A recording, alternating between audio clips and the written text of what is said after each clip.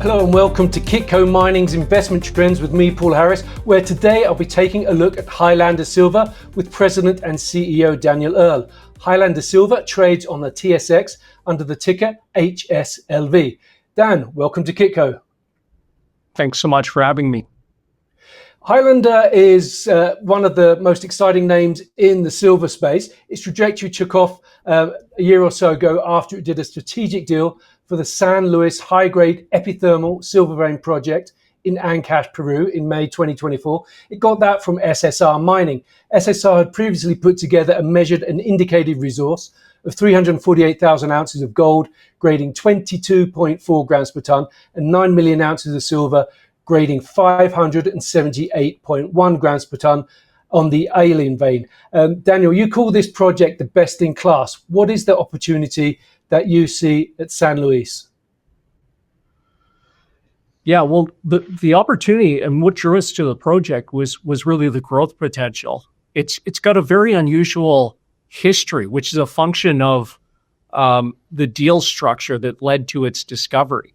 And then some of the issues that developed, with the project proponent after it had acquired the project, which essentially meant that the project didn't see the sort of systematic exploration that you would normally apply to a project with this kind of potential. And as a result, you've got this relatively modest sized resource relative to the overall opportunity, but it's extraordinarily high grade, as you said, 24 grams gold, 580 grams silver. Those would each individually in their verticals be among the top 10 highest grade measured and indicated resources on the S&P Global data. So, and then of course, on this property, they come together. So it's an exceedingly high grade project, but then also one that offers up tremendous growth potential. And that's really what attracted us to the asset. Now, SSR Mining, formerly known as Silver Standard, they're pretty much experts in silver and in gold mining. So what went wrong in the past under that previous operator? Well, it's really under Silver Standard. What happens is that this discovery is essentially a walk-up discovery that comes out of a regional exploration joint venture with a junior party. And the very first drilling on this walk-up discovery returns bonanza grades. And so from early on, they're thinking that they've got, a robust mine of the future on their hands. And because of the deal structure, they go in pretty much a straight line towards a measured and indicated resource. So they step out from that walk-up discovery. There's a outcrop that I could show you. We've got a picture of it in our presentation for those that want to look it up, where you just see this prominent exposure of an epithermal vein with beautiful banded vein textures and so on that yields in chip samples very, very high grades. And so they step out from drilling essentially around that outcrop, 250 meters either side, and they drill down 250 meters, then infill that panel at 25 meter centers. And that is essentially the measured and indicated resource, that you have today.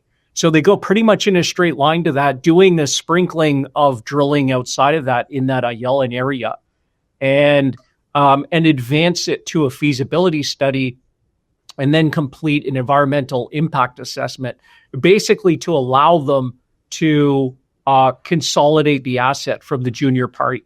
And that's a pretty contentious process because, of course, the junior party is sitting there thinking, well, typically you would see systematic exploration on a property of this potential that would surface more value here. We'd be getting more for our residual stake in this joint venture. And so that, negotiation plays out over the course of the better part of a year before Silver Standard is able to consolidate ownership of it. And at the time that the EIA is approved, shortly thereafter in 2012, you've had a major transition happen at Silver Standard itself. And this history begins with putting their first asset, Pirquitas in Argentina, into production in 2009. And that's quite a complicated ore body. It's a polymetallic silver, zinc, tin deposit, very unusual sort of metallurgy, and that leads to all sorts of complications in terms of the ramp up and cost overruns, eventually liquidity issues when the metal prices pull back. And Silver Standard itself shifts strategy under a new management team that takes over to eventually become SSR. And SSR under new management has a different focus. They're moving on from silver to gold. They're moving on from the strategy of building assets to one that's focused around a much lower risk proposition of acquiring producing assets and then expanding those assets. And so they set their sights on becoming, an intermediate gold producer and rattle off a series of acquisitions.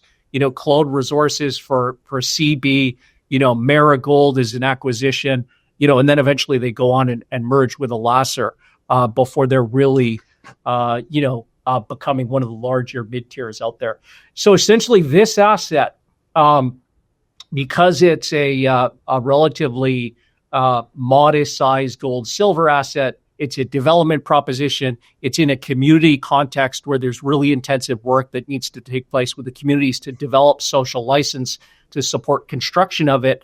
And because it's off strategy, it's an asset that goes on to care and maintenance and basically sits on care and maintenance for the last decade before we're able to reestablish, a social license for activities on the project, put in place the regulatory permitting, and actually now, as we've announced recently, restarted the drilling and the exploration phase, of this project. Okay, the deal that Highlander did with SSR, I believe it's for a total of, let's say, around $42 million in stage payments and a 4% NSR. The previous deal structure issues you mentioned between SSR or Silver Standard as it was then and the junior, are they resolved? Are they no longer part of the picture? Yeah, the junior ultimately, you hate to see this kind of thing, but the junior partner eventually gave up and sold their stake to Silver Standard. They had no recourse under the deal structure that existed at the time. So Silver Standard was able to consolidate it.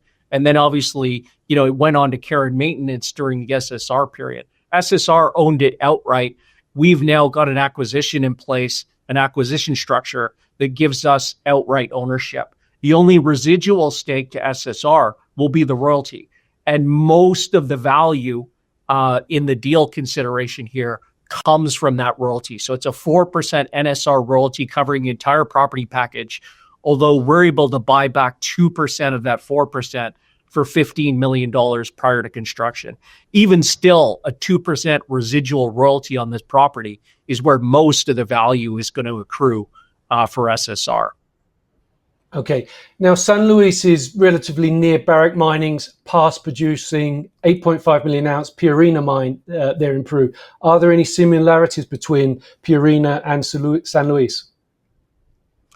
Well, they're similar in the sense that they're both located in the same belt. So this is a famous belt, which actually, the Pierina discovery itself, traces its history to, David Lowell's fabulous work. And you and I have talked about David Lowell in relation to Solaris Resources and its Warintza discovery, which was another David Lowell discovery. But both of these projects are situated in the Cordillera Negra of Peru. And so this is a volcanic belt. Pierina is a high sulfidation epithermal deposit that's underlain and driven by a porphyry deposit that actually outcrops in the valley, whereas, Pierina is sitting up in the highlands. And so across the property boundary to our property, we have a pair of porphyry targets, one called Daniela, which is essentially just the hydrothermal system and expression of that at surface with some sampling. And then another, which is more advanced, called Cerro Colorado, which actually has some drilling into it, which confirms a porphyry discovery there. So you've got these two porphyry deposits. You've got related styles of mineralization, which we see proximal to the porphyry. So things like hydrothermal breccias, polymetallic veins. We think that there's potential and quite attractive potential, although not an immediate target for us, for replacement style mineralization, where these porphyries are cutting across carbonates in the stratigraphy. And then outboard of that, you've got intermediate sulfidation veins, which are more base metal dominant, but have significant precious metals, especially silver. And then further afield, the most distal expression, the related kind of hydrothermal systems driven by these porphyries are the low sulfidation veins, which are pure precious metals. And the resource that we have that you quoted is in 1/5 field of these low sulfidation veins we call it the Ayelen vein field, where the resource is essentially one vein in its splays that's been drilled off. But then there's at least one other vein field of low sulfidation veins, which is called Bonita. That's where we're drilling currently. And we think that there's going to be a third, which is an area that's never been explored, which is called Chak-Chan. And so essentially what you have in terms of geology here is the full spectrum of styles of mineralization, in a volcanic belt related to hydrothermal activity driven by these porphyry deposits. From the end member of the low sulfidation veins, closest to surface, furthest away from the porphyries, to the porphyries themselves. And so that would be the relationship. And basically this belt, is showing us at least three major episodes of mineralization spanning, tens of millions of years, from the Pierina porphyry through our porphyries to the intermediate sulfidation veins to the low sulfidation veins. And over that period of time, the belt was undergoing some quite complex kind of tectonic activity, where we've got periods of opening that we can see expressed, and then periods of closure where we've got uplift, and then we've got erosion, and then burial of these vein systems. And so the geology here is incredibly prolific, but it's also quite complex. And of course, from an exploration standpoint, that's exactly what you're looking for. Excellent. Now, I want to get on to the exploration and the drilling in just a moment, but a couple of other things I want to sort of cover before then. And first and foremost, I want to bring you more into the story, Daniel. You and I, we first met on a site visit to Fruta del Norte in Ecuador when that was under construction. So that's a good 5 or 7 years ago. Back then, you were an analyst at TD Securities. You left there to lead Solaris Resources and its Warintza copper project in Ecuador, which was discovered by the same David Lowell that you just mentioned. That Solaris Resources was supported by Richard Warke's Augusta Group, but you left there when the company decided to re-domicile out of Canada for geopolitical reasons, and you subsequently obviously became leader of Highlander Silver. What was the attraction for you personally to come on board with Highlander? Well, similar proposition to Solaris, in fact. So I left TD Securities for the Solaris Resources opportunity in 2019. And what drew me to that opportunity was, essentially looking at a copper asset where you had a small amount of drilling kind of clustered around the discovery outcrop, that discovery being made by David Lowell, as you know, some 15 years prior.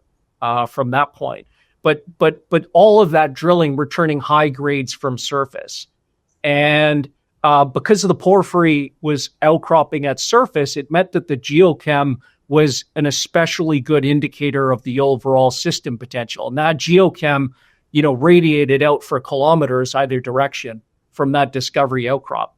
So with a very simple kind of extrapolation, which is the kind of thing that I rely on as an engineer. I don't have the geological expertise of others. You could see how that small resource, based on that discovery drilling, historically by David Lowell, could turn into, a true tier 1 copper system. And the trick to the property was really reestablishing social license for it, and then bringing the capital to bear to surface that exploration opportunity. And over the period that I was there, we grew that resource from a little over 100 million tons to well over 2 billion tons. And I think, subsequent to my leaving, it's got potential to continue to growing strongly from there. Okay, so essentially driving something like a 20 times growth opportunity while advancing the technical studies on the project and the permitting is what surfaced the value in that project. And obviously that was a very, very significant value opportunity. The company's now something like $1 billion US market cap. Okay, and all of this, of course, it's important to have the tailwind of a structural bull market, which was evident at the time for copper, with electrification, with the undersupply in that sector and so on. Now, if you turn your attention to Highlander Silver, when I left TD and joined the Augusta Group, for the Solaris opportunities, one of the next things that I wanted to work on was silver. Silver was a sector where you could see the makings of a future structural bull market. around the growth and demand from solar, around the use case in electrification of vehicles. And now more recently, of course, well, we didn't anticipate at the time, if I'm honest, the use case in artificial intelligence in the chips and so on. Many people think of copper as the electric metal, but in applications where cost isn't so important, silver is actually a better conductor than copper is. And so, silver benefits from those themes as well. So I can see that potential. The problem in silver is really finding quality assets. Quality silver assets, they have both scale and then high grade, is exceedingly difficult. And so essentially what we did in the formation of Highlander Silver was really just around the concept of pooling capital, pooling knowledge, both with the Augusta Group and then the Lundin family. And so reaching out to them and pitching them around the concept of, look, let's put together, our capital and, our networks and try and create something that has true world-class potential in silver. And so that's what we did. And that was the first seed capital that went in there. And from there, it became a hunt, to find that asset. And we quickly zeroed in on San Luis for the reasons that we talked about.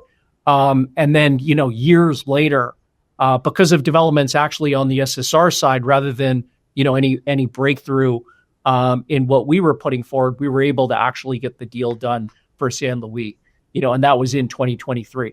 It just so happened that Solaris had reached a stage where it made sense to emigrate that business, to fully face the global market at the end of 2024 under a new management team, based in Europe, that we became available and had the opportunity to go over Highlander Silver. And at that point, it had advanced to a stage where we were comfortable and our strategic investors, the Lundins, were comfortable in actually taking it out and introducing it to our investor networks, and then ultimately funding and restarting the exploration on the project. I think one thing that comes out from this story, Dan, is the importance of timing. You mentioned that Silver Standard ran into issues after they put out the EIA because the precious metals market in 2012 basically fell away. So they were perhaps left high and dry on the sort of project economics. You're coming in as the silver bull's ramping up, as you mentioned. Silver's touched $39 per ounce this week, highest level for 15 years. It's now 38 and change. So a very good market to be coming into with a silver development story, a silver exploration story, and particularly a high grade one. Now, I want to dig a little bit more into the share structure there. In addition to Richard Warke and the Augusta Group, you mentioned the Lundins came in, Eric Sprott's in as well. You closed an upsized $32 million bought deal in March. You got some big names in there, so I guess no pressure on you as CEO to perform. But how much do they own? What are they looking for, do you think? So basically, board and management would represent about 40%.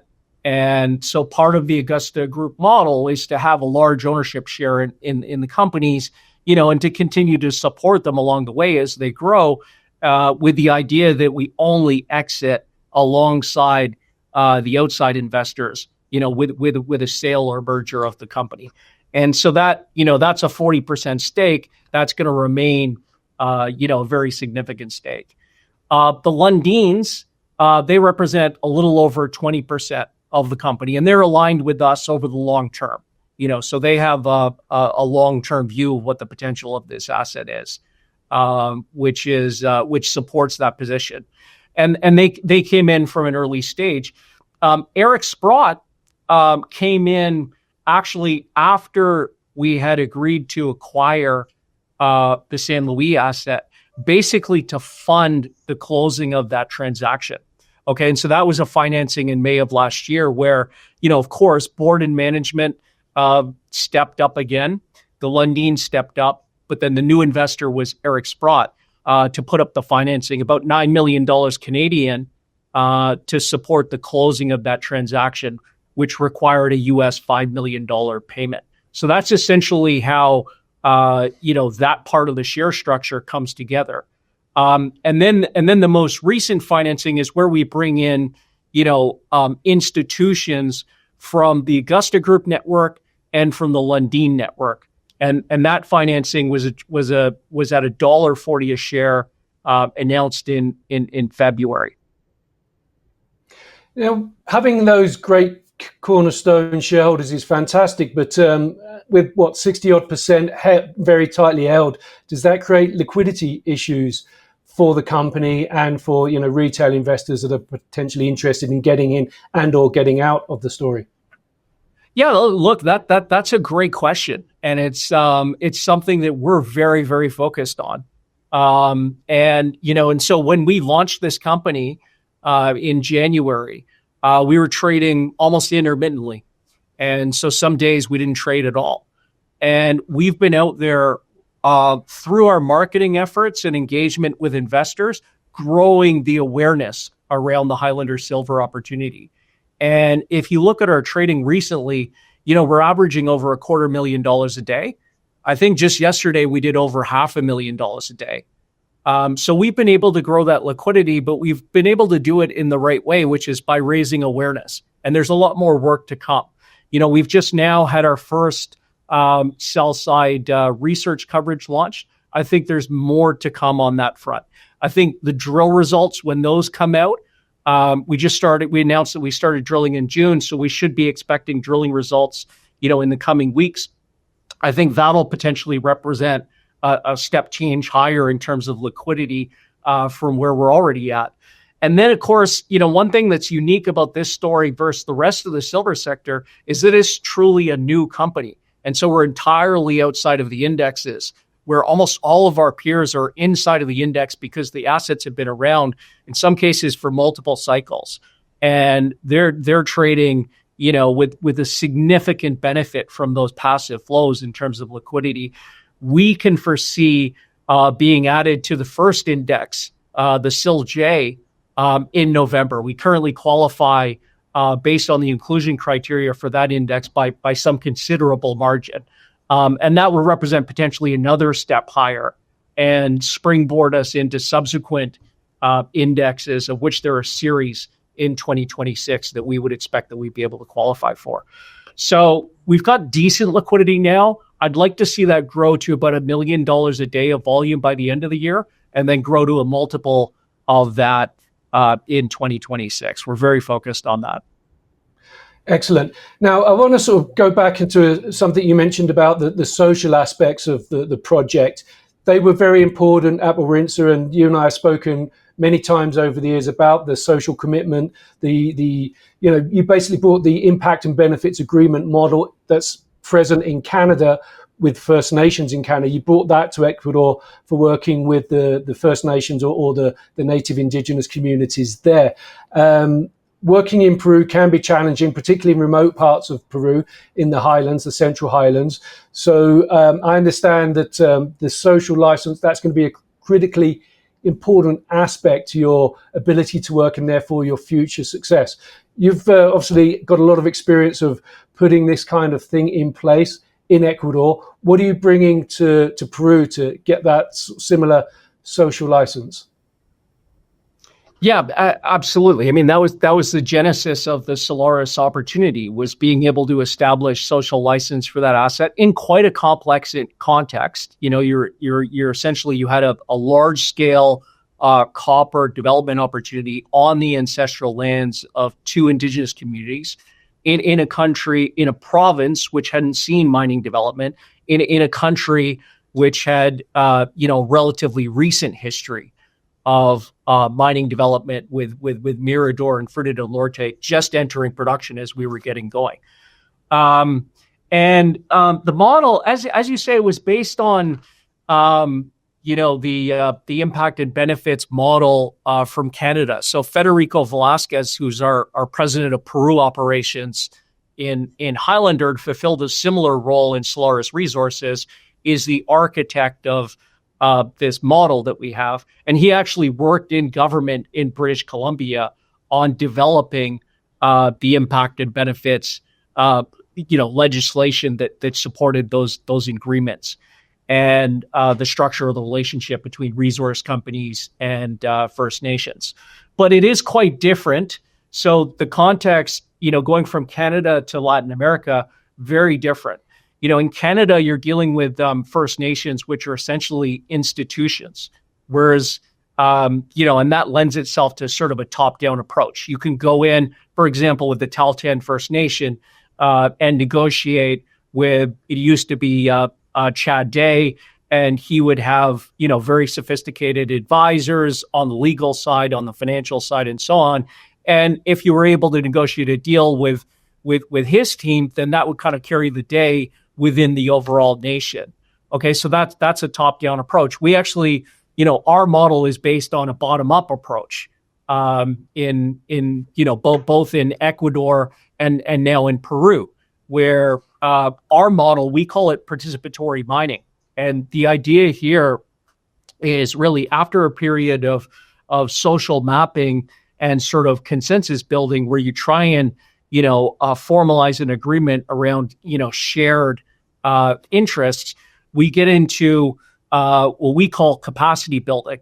And so the idea here is to train up the communities to be able to work their own project rather than bring in outside contractors, with the community's blessing, actually have the community do the work. And the goal, or one of the goals, is really to maximize employment among the community members, among a whole host of other things, because there's way more that goes into it than simply the employment piece. But it's that capacity building and then the employment, which are really critical to building that organic support from the ground up. And it's only when you've got a broad foundation of support at the individual community member level that you feel confident negotiating those agreements with the executive of these communities, and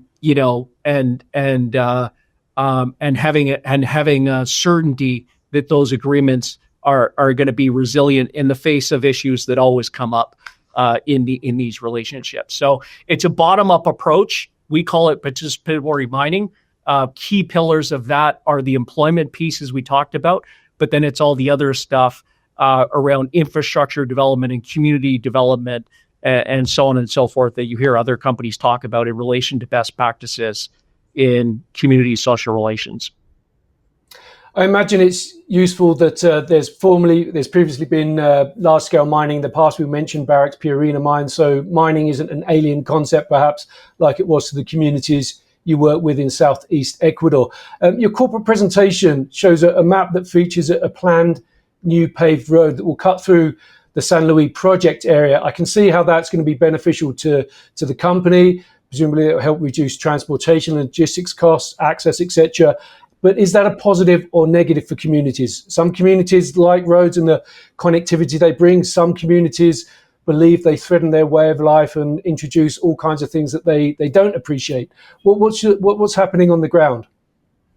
Well, but and it's exactly those differences, which are why you need to have a robust stakeholder mapping program before you design your community development programs. So, and that's exactly what we did. And the number one issue that came out of that process was the lack of infrastructure. And so that was, when you're trying to align interests, that was one of the obvious, areas of mutual interest that could support both community development and project development on this project. And so it's not just, you note a project which is a government project to put about 40 kilometers on this property, diagonally across the property, 40 kilometers of paved road. And that links together those porphyry targets that I talked about. So it runs between Daniela and Cerro Colorado, the two porphyry targets. And then it runs to the south of the Ayelen vein field, where our resource is located, and then to the north of the Bonita vein field, where we've just started our exploration. So it's a very important piece of infrastructure, both for the communities and then for the project in terms of supporting exploration and then development down the line. But it's not just that. So we've actually, to support the start of exploration in the Bonita area, we came in and rehabilitated, an existing access road. And within 6 weeks, we're going to be constructing a second access road, which is further removed from the communities and provides backup and, secondary access into the project. And then there'll be a whole series of other infrastructure improvements, like putting in, it's not just the physical infrastructure, the communications, really, really important. Water access as we approach the, dry season here in August, really important. And then, the basic building blocks of community development around the community infrastructure, recreational buildings. If you think about where we ultimately got to with the Warintza project, we had put in place not just community buildings, but containerized medical units. We were putting in first, dental services and things like that into the communities. But this is the starting point, and then those programs scale up as the activities scale up, on the project. And we want to continually be building on the community work that we've started with. Excellent. Let's talk about drilling. You began drilling in June at the Bonita vein area. Do you have an idea of the potential or size goal? What are you drilling towards? What is the plan? How many meters? And where do you want to get to with that program? Yeah, and maybe it's useful. Let me just take it at a higher level to start, and then we'll get into Bonita. The important thing to understand on this property is it's a very large property. As precious metals properties go, this is 230 square kilometers. So it's a large property, and you've had very little systematic exploration occur, essentially only in these small windows where you have exposed geology. These are in the highland areas, which gives rise to the name of the company. Okay, so 95% of the property hasn't seen systematic exploration. If you think about the Ayelen window or highland area, you essentially, you've got a series of veins there. Now with the mapping work that we've done, just simple stuff, in the 6 months that we've been active in the Ayelen area, we've identified a series of another 5 veins where you've got now in total something like a dozen veins in the Ayelen vein field, of which the resource just occupies one of these veins at Ayelen and its splay. So there's a lot of potential, for additional exploration and drilling just in that Ayelen window. From Ayelen, you come down underneath cover, down a deep valley, and then back up the other side, 10 kilometers to the south before you get to the next sort of window of exposed geology up on a ridge line at Bonita. And at Bonita, we've got something like 700 meters, maybe 800 meters of strike across a much broader vein system, where the individual, the vein system is maybe 150 to 200 meters across. The individual structures are themselves multiple times wider than what we see at Ayelen. And that's not to say that Ayelen is particularly thin. It's also over 3 meters wide. But here we're talking about, 10 meters, 15 meters, 25 meters, 30 meters for these individual structures. And it's sticking up on top of a ridge line. On the flanks of the ridgeline, you have cover. And if you go back to the press release that we, put out in June, we actually included some images where you can look at the earthworks that we were doing to basically construct the first platform. And you can see this cover. So we've got something like 1.5 meters, 2 meters of soil cover on top of the geology. And then in the background of that image, what looks like the ridgeline is actually just an erosionally resistant silicified structure. Okay, and so it looks like the ridgeline, but that's actually the vein or the structure that we're drilling from that platform in the background. And it's part of the history of this property. We talked about the deal structure and how that evolved, and some of the social considerations, and then the period of care and maintenance. But part of the history on the exploration side is really one of technology. This property is up at 4,000 meters elevation. In this kind of rugged topography, is basically impossible or cost prohibitive, at least, if not, technically,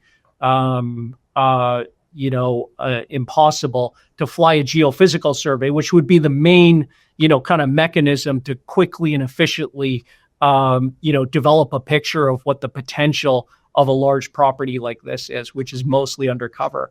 Here now, in Highlander Silver in 2025, we have access to technology that we didn't have access to even in the Solaris days of only 5 years ago when we were starting exploration on Warintza. Okay, where now we can fly a geophysical survey, by drone, where we upload a really detailed topographic file, and we can fly these incredibly tight contours over this rugged topography. Okay, and this is going to be for the first time on this property, the way in which we develop a picture of what the overall potential is. And so we're starting in this Bonita area. I'd be surprised if when we start seeing results from that geophysical survey, a month or two from now, that the picture of the Bonita, vein system and the opportunity that it represents isn't augmented dramatically from what we see in outcrop today. But then we're going to extend that and apply that over the full property package in time. And that's when I think for the first time in the history of this property, you really start to see what the larger opportunity is here. Okay, so you're drilling at Bonita at the moment. It sounds like you at some point in time you'll be going back to Ayelen because the resource is on one vein. You found, I think you said 5 others, or at least 5 others. So it sounds like there's more drilling to be done there. You've got $30 million in cash at the moment. With the drilling program you began in June, what's the budget there? How many meters are you planning? Yeah, so the budget, essentially we have $30 million in cash, which supports an 18-month budget that we set in place from the beginning of the second quarter. Okay, and that budget, because we're in Peru, this budget is in US dollars. So essentially a $20 million runway for spending roughly on the balance sheet. And the actual budget that we have is to spend $14 million over the next 12 months. Okay, and so we're spending a little over $1 million per month on.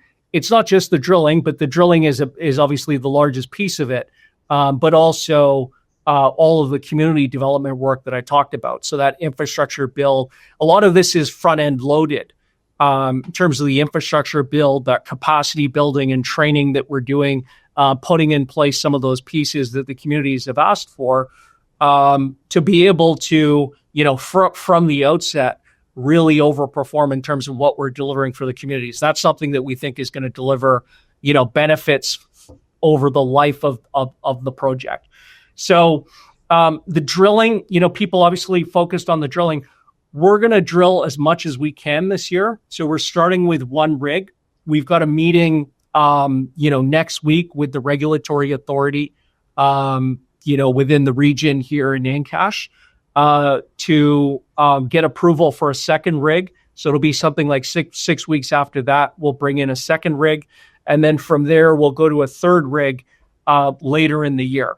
And so we'll be ramping up as we go. Each rig will be capable of drilling something like 40 meters a day. So if you do the math on that, we should get to something like 10 kilometers of drilling by the end of the year, but ramping up as we go. So that going into 2026, we've got greater capacity and we'll continue ramping up from there and adding more meters to the project.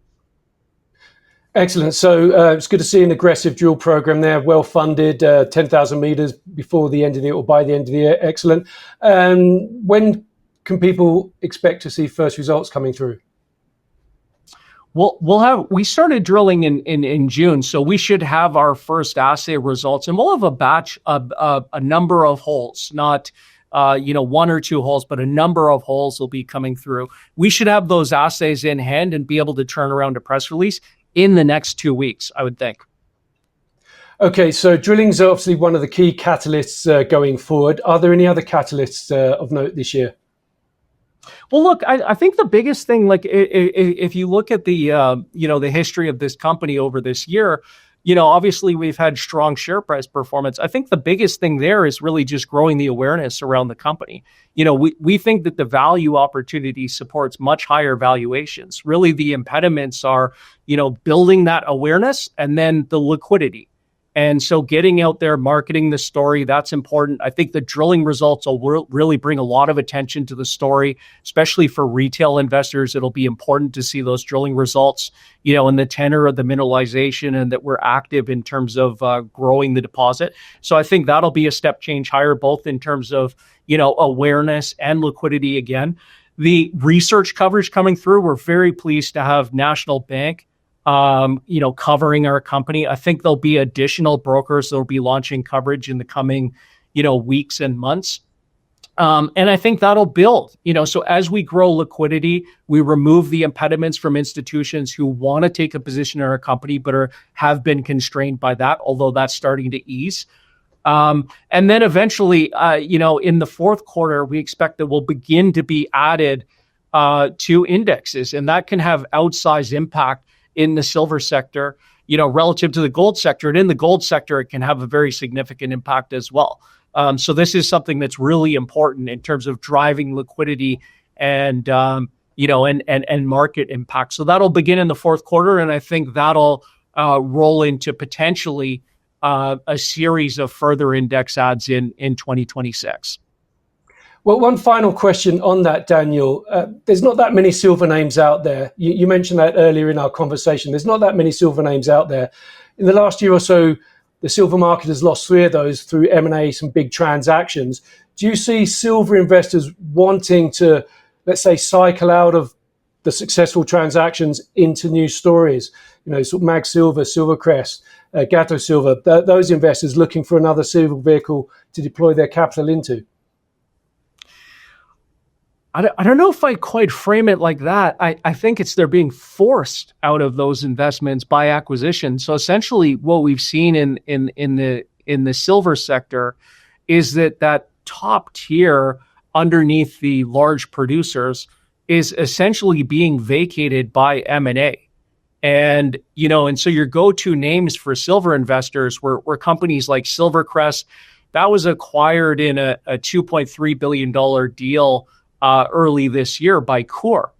And then Mag Silver, another go-to name, was acquired in a $3 billion deal that we're expecting to close early in the fourth quarter. So those would be the top 2 names for North American investors. The largest name for Australian and European investors was likely Adriatic Metals.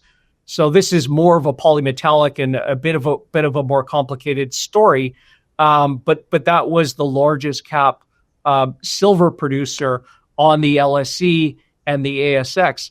It's now being acquired by Dundee Precious Metals in a transaction that'll close in the coming months. So across the investment landscape, you're seeing that these go-to names are simply disappearing, and that'll force a rotation of capital down market. And really where we want to position ourselves, and I think we have all the elements which we talked about, over the course of this conversation, we want to position ourselves to be that next consensus ownership position in the silver sectors. First, certainly for North American markets, but we're, very focused on the opportunity in Australia and engaging with Australian and ASX investors. We'll be doing physical marketing there in the fall. And perhaps that's something for us in the future in terms of, a dual listing opportunity. But essentially what we need to do, we've got a very high quality asset in terms of the grades that it has in a robust, well-drilled, measured and indicated resource, but also in terms of the growth opportunity, which we're now going to start drilling, demonstrating through the drilling results that are coming through. Essentially, we just need to deliver on what our strategy is. And I think the rest of it, the growth in liquidity and awareness, the things we talked about will take care of themselves if we continue to execute on our strategy. Well, I wish you the best of luck with that, Daniel. I'm looking forward to seeing the drilling results as and when they come out. Daniel Earle, thank you very much for joining us today. Thanks so much for having me, Paul. And we will have more investment trend videos about Highlander Silver, whose ticker is HSLV on the TSX, as it advances its exploration of San Luis. So hit that subscribe button to stay informed. I'm Paul Harris, and this is Kitco Mining.